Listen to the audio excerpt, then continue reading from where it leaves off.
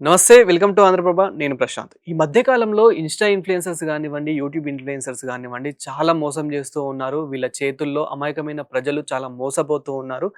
ఇదే క్రమంలో నందూస్ వరల్డ్ అని చెప్పేసి ఒక యూట్యూబర్ ఎవరైతే రమానందన తన హస్బెండ్ మధుకర్ ఉంటారో, సో వీళ్ళిద్దరి చేతుల్లో గూడా చాలామంది అమాయకులు మోసపోయారనే చెప్పుకోవాలి. నందూస్ వరల్డ్ అంటే తను యూట్యూబర్ ఎంతో మందికి తెలిసిన వ్యక్తి. తన మీద గూడా కేసు నమోదు కావడం జరిగింది పోలీస్ స్టేషన్‌లో.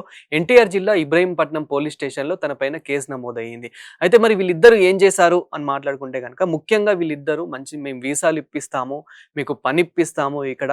మీరు ఇంత అమౌంట్ చెల్లించాలి. అంటే మనము ఎక్కడికి అబ్రాడ్ వెళ్ళాలంటే చాలా రకాలుగా వెళ్ళాల్సి ఉంటుంది. అంటే కొందరు స్టడీ మీద వెళ్తూ ఉంటారు, కొందరు వర్క్ వీసా మీద వెళ్తూ ఉంటారు, కొందరు విజిట్ వీసా మీద వెళ్తూ ఉంటారు.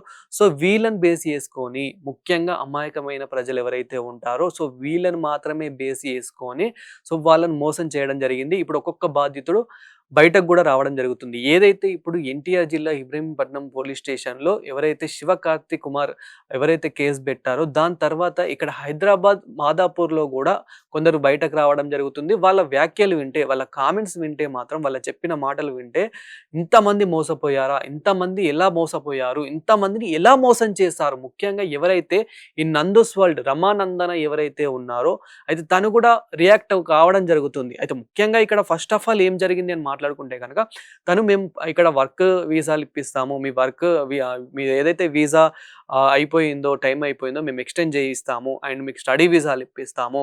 మేము ఇక్కడ విజిట్ వీసాలు గానీ, మీకు ఇక్కడ మంచి వర్క్ గానీ ఇలా ఇప్పిస్తామని చెప్పేసి ఒక్కొక్కరి దగ్గర 15,00,000 నుంచి 30,00,000 దాకా వసూలు చేసినట్టు వాళ్ళు బయటకొచ్చి చెప్పడం అయితే జరుగుతుంది. అంటే దాదాపు మరి ఎంతమంది ఉన్నారు ఇలా మోసపోయిన వాళ్ళు అని అంటే గనక మాదాపూర్‌లో ఒక వ్యక్తి ప్రముఖమైన ఒక ఛానెల్‌కి తను చెప్పడం జరిగింది. ఏంటి అని అంటే దాదాపు 50-100 మంది వరకు మోసపోయి ఉండొచ్చు మాకు తెలిసినంత వరకు అని చెప్పేసి. సో మరి వీళ్ళెంత కట్టారు అని అంటే గనక 19,00,000 అక్షరాల 19,00,000 వాళ్ళకి చెల్లించినట్టు అంటే ఒక నమ్మకంతో అది కూడా ఒక కిస్తుల వైస్‌గా అంటే ఒక్కొక్క 3 విడతలుగా వాళ్ళు చెల్లించినట్టయితే తెలుస్తూ ఉంది. అంటే ఒకసారి 10,00,000 ఒకసారి 5,00,000 ఇంకోసారి 5,00,000 అలా. సో అలా వాళ్ళకి చెల్లించినట్టు తెలుస్తుంది. అంటే ఒక్కొక్కరు దాదాపు 3 సార్లు, 4 సార్లు వాళ్ళకి చెల్లించారు. ఒక నమ్మకంతో అంటే ఒక యూట్యూబర్ గదా! సో తను కూడా చెప్తుంది. అది వాళ్ళ కన్సల్టెన్సీ కూడా ది డెస్టినీ అని చెప్పేసి అది కూడా ఇక్కడనే మన తెలుగు రాష్ట్రాల్లోనే ఉండడం జరుగుతుంది. సో ఆ పేరిట ది డెస్టినీ అని ఒక కన్సల్టెన్సీ పేరిట వీళ్ళందరినీ మోసం చేయడం అయితే జరుగుతుంది. అది కూడా ముఖ్యంగా ఏంటి అనంటే కన్సల్టెన్సీలు మనం చాలా చూస్తూ ఉంటాం. చాలామంది ఈ కన్సల్టెన్సీలో మోసపోతూ ఉంటారు. ఈవెన్ అబ్రాడ్ అనే కాదు గల్ఫ్ కంట్రీలకు వెళ్ళే వాళ్ళు కూడా లక్షలు పే చేసి అంటే మీకు జాబ్ ఇప్పిస్తాము, మీకు అక్కడ ఒక మంచి వర్క్ చూపిస్తాము, నెలకు మీరు ₹1,00,000 వరకు సంపాదించుకోవచ్చు, 10,00,000 వరకు సంపాదించుకోవచ్చు అని చెప్పేసి కూడా ఇలా చాలా కన్సల్టెన్సీలు మోసం చేసే కన్సల్టెన్సీలు ఉన్నాయి. అండ్ ఇప్పటికీ కూడా చాలామంది మోసపోతూ ఉన్నారు. ఇప్పటికీ కూడా మోసం చేసే వాళ్ళు కూడా ఉన్నారు. అందులో ఈ నందూస్ వరల్డ్ అని చెప్పేసి రమానందన ఒకరు. ఈ రమానందన కూడా రియాక్ట్ కావడం జరుగుతుంది. ఏంటంటే మేము అంటే ఇప్పుడు ఏదైతే ఒక 5 నెలల క్రితం తను ఒక వీడియో చేయడం జరిగింది. ఒక షార్ట్ వీడియో చేయడం జరిగింది. మేము ఏ ఒక్కరిని కూడా మోసం చేయలేదు. మా పాటికి మేము ఇక్కడ వర్క్ చేసుకుంటున్నాం. మా పాటికి మేము యూకేలో సెటిల్ అయ్యాం. మా పాటికి మేము ఇక్కడ వ్లాగ్స్ చేసుకుంటూ ఉన్నాం. మాకు రెవెన్యూ వస్తుంది. మేము బానే ఉన్నాం. మమ్మల్ని ఇంకా ఎవ్వరు కూడా డిస్టర్బ్ చేయొద్దు అని చెప్పేసి కూడా తను చెప్పడం జరుగుతుంది. అయితే ఇదే క్రమంలో శివకార్తి కుమార్ అని చెప్పేసి ఏడాది క్రితమే అంటే సంవత్సరం క్రితమే తను కేసు పెట్టడం జరిగింది గానీ అది అంతగా పట్టించుకోలేదు. ఇంకా అప్పటి నుంచి ఎంక్వైరీ చేస్తే గనక ఇప్పుడు తీగ లాగితే డొంక కదిలినట్టు మొత్తం బయటకు రావడం జరుగుతుంది. ఇప్పుడు బాధితులు కూడా బయటకొస్తూ ఉన్నారు. ముఖ్యంగా అందులో చాలా మంది అమాయకమైన ప్రజలు కూడా ఉన్నారు. అయితే ఇక్కడ ముఖ్యంగా చాలా మంది ఎవరు ఉన్నారంటే యూకేలో ఉండి సెటిల్ అయిపోయి వాళ్ళ వీసా ఎక్స్టెండ్ కోసం ఒక కన్సల్టెన్సీని అక్కడికి వెళ్ళాలి కాబట్టి సో ఈ కన్సల్టెన్సీని వీళ్ళు హాజరు కావడం జరిగింది. కానీ ఇక్కడ తీరా చూస్తే వీళ్ళందరూ లక్షలు తీసుకొని ఎవరైతే మధుకర్ అదేవిధంగా ఈ రమానందన్ ఇద్దరు ఎవరైతే ఉన్నారో వీళ్ళిద్దరూ పగడ్బందీగా ప్లాన్ చేసి మోసం చేసినట్లయితే తెలుస్తూ ఉంది. సో ఇదే క్రమంలో ఇప్పుడు ఒక్కొక్కరు బయటకు రావడం జరుగుతుంది.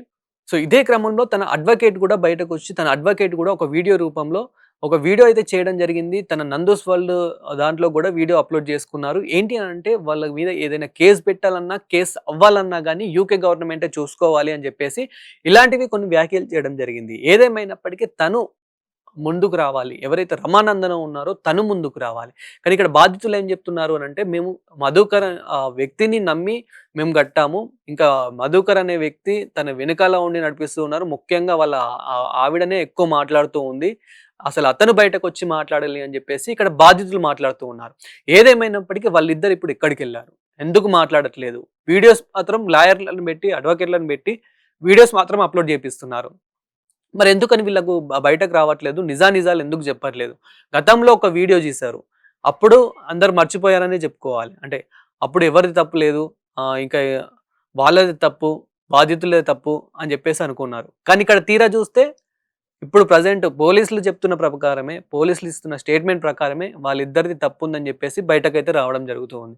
ఏదేమైనప్పటికీ చాలామంది ఇన్‌ఫ్లుయెన్సర్స్ ఇదే పద్ధతిలో, ఇదే విధంగా అమాయకమైన ప్రజలని చాలా మందిని మోసం చేస్తూ ఉన్నారు. అందరు ఇన్‌ఫ్లుయెన్సర్స్ అనట్లేదు. ఇప్పుడు కొందరు ఇన్‌ఫ్లుయెన్సర్స్ ఉన్నారు.